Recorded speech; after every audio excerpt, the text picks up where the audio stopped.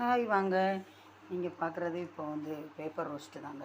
இதுக்கு மாவுக்கு வந்து தேவையான அளவு 200 கிராம் இட்லி அரிசி, 100 பச்சரிசி, 50 உளுந்து, 2 ஸ்பூன் வெந்தயம் இவ்வளவும் சேர்த்து மொத்தமாகவே 6 மணி நேரம் ஊற வச்சு மிக்ஸி ஜாரில் அரைச்சி இப்படி எடுத்து வச்சுக்கிட்டேங்க. நைட்டு கொஞ்சம் தேவையான உப்பு போட்டு கரைச்சி வச்சுக்கிட்டேன். காலையில் இன்னும் கொஞ்சம் கூட உப்பு அதிகமாக கலந்துக்கிட்டேன். இந்த பாருங்கள், நல்லா இருக்குதா?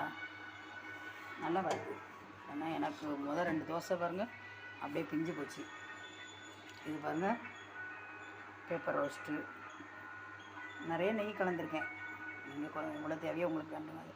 இதுக்கு ஒரு மல்லி சட்னி, ஒரு தேங்காய் சட்னி, கொஞ்சம் இட்லி பொடி, கூடவே கொஞ்சம் நல்லெண்ணெய் வச்சுருக்கிறேன். நீங்கள் கொஞ்சம் கலந்து சாப்பிட்டுக்கோங்க. இந்த வீடியோ உங்களுக்கு பிடிச்சிருந்தா லைக் பண்ணுங்கள், ஷேர் பண்ணுங்கள், கமெண்ட் பண்ணுங்கள், மறக்காமல் சப்ஸ்கிரைப் பண்ணுங்கள். தேங்க்யூ.